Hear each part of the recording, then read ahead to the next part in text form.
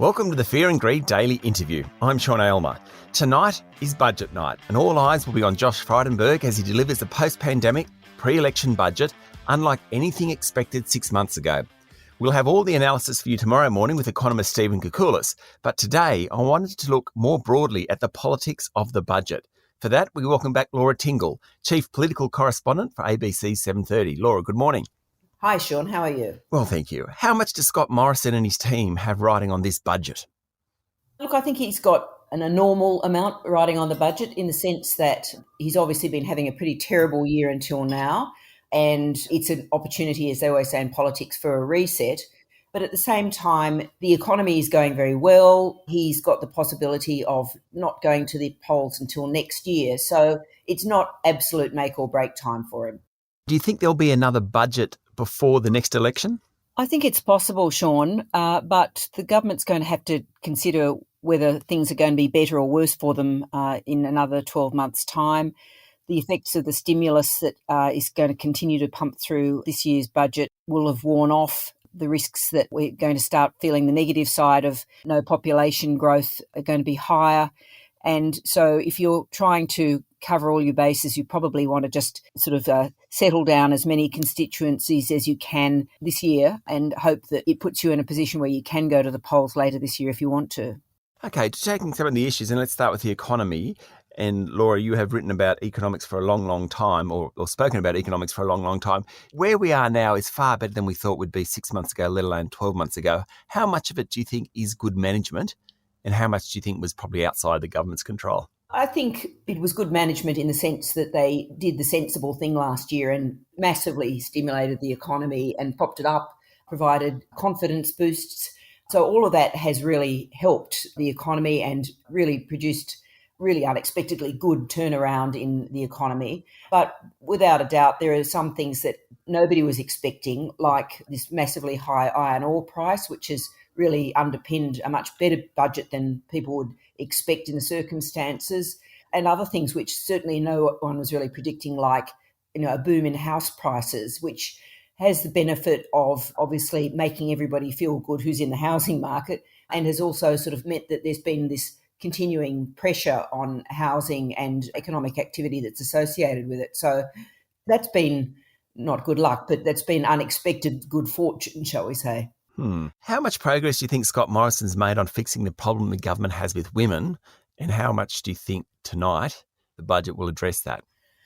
Look, I don't think he's gone a long way to fixing the budget problem with women. They are spending money on women's health and a range of other issues, but I think the problem with women, if you want to put it that way, goes beyond saying we'll spend more money on breast cancer. I think it really requires showing a different attitude in the way you approach things. And I think this is one of the things that is slightly disturbing about this budget, not just about women, but across the board, that there is an old-fashioned approach, which is, we've got a particular political problem with one issue, so we'll throw money at it in the usual fairly dull sort of way that they normally do. There aren't any signs in what has been announced so far of any sort of really innovative approaches to spending in the budget, which might be more or less money, but there's nothing that really shows that there's been a breakthrough in the way they approach the budget itself, considering that we are now facing a completely different economy and all these very different political problems.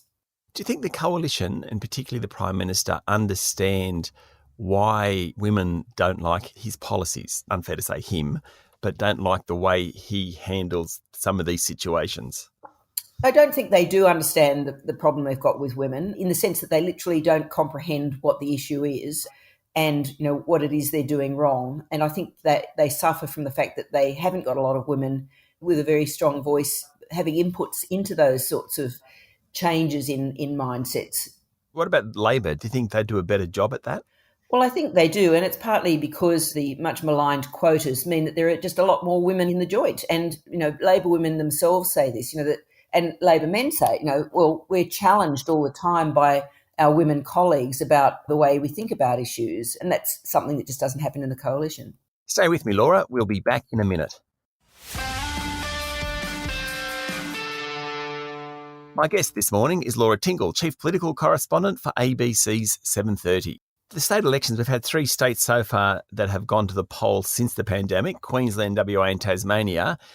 Each time the incumbent, Tasmania was probably a bit different, but the incumbent certainly seems to have benefited, but certainly the opposition has suffered because in Tasmania, whilst they only sort of just made it over the line, it was the opposition really struggled. How do you think the pandemic will play out at the federal level? Well, I think it'll be sort of pretty similar. That is, it's a time for incumbency and people like that sense of a government being in control of things. And it's very, very difficult for the opposition to even be heard in these circumstances. And I think it's particularly difficult at the federal level because not only do the incumbents have a lot to talk about and the opposition not have a lot to complain about because everybody wants to look like they're being on Team Australia and things, but the political airwaves are filled up with not just the federal government, but also the states. So much of the political discussion in the last 12 months has been a discussion between the federal government and the state governments, and nobody's sort of all that interested in those circumstances about what the opposition's saying. So the dynamics are very similar, though I'd have to say Scott Morrison has had a lot of issues that haven't played out as well for him as they have in terms of the pandemic as they have for the state governments. It seems as an observer, the last 12 months has been really good for the state premiers. Even the recalcitrants, people like Mark McGowan and, let's extent, Anastasia Palaszczuk, they seem to have come through this a lot better shape than the feds. Well, the more recalcitrant you are, it seems, True. the better. Look, they have, and I think it's been really important for the states and for the federation in a way that people have suddenly focused again on what state governments do and how powerful they are.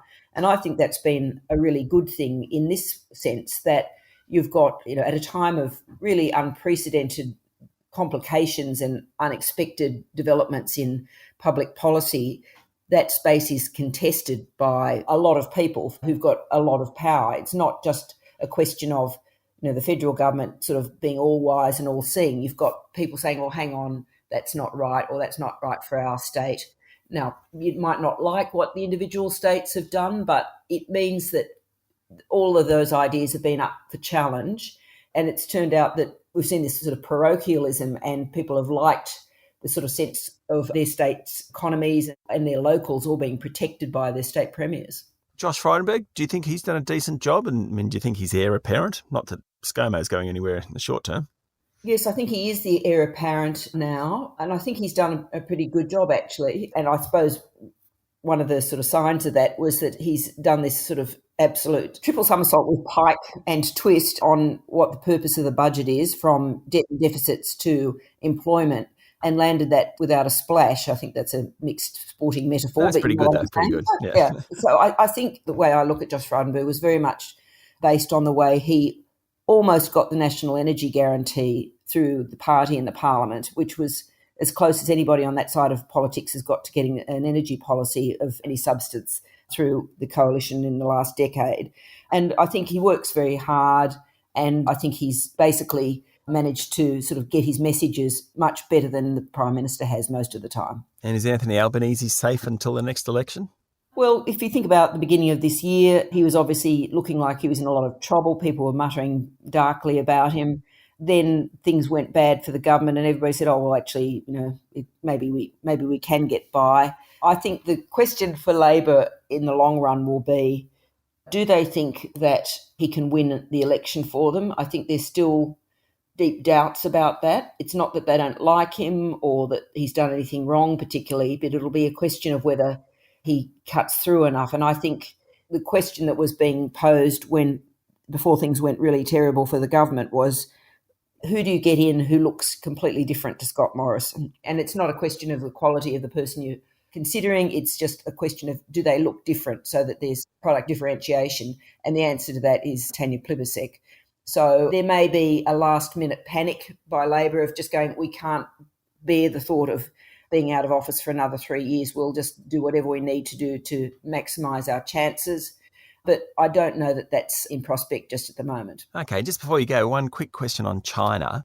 Peter Dutton, Defence Minister, Home Affairs Secretary Mike Pezzullo, they've both come out with pretty strong language about potential conflict in the region, and Mr. Pezzullo was more specific about China. What do you make of the government's handling of China at the moment? Look, I think there are a few things going on there. One of them is, without a doubt, the Foreign Affairs National Security establishment has become increasingly alarmed about China in the last couple of years, and they feel that they have to be out there on the front foot, basically asserting Australia's position much more aggressively on the basis that if they don't do it now, that they will have missed the opportunity, that China will not respect Australia for just rolling over and playing dead.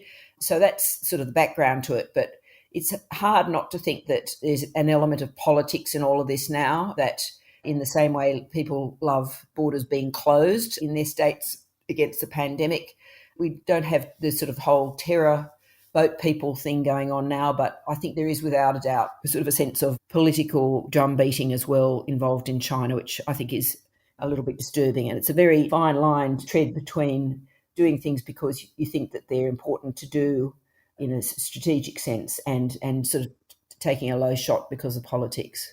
Laura, thanks for talking to Fear and Greed. Thanks, Sean. That was Laura Tingle, Chief Political Correspondent for ABC's 7:30. This is the Fear and Greed Daily Interview. Join me every morning for the full Fear and Greed podcast with all the business news you need to know. I'm Sean Aylmer. Enjoy your day.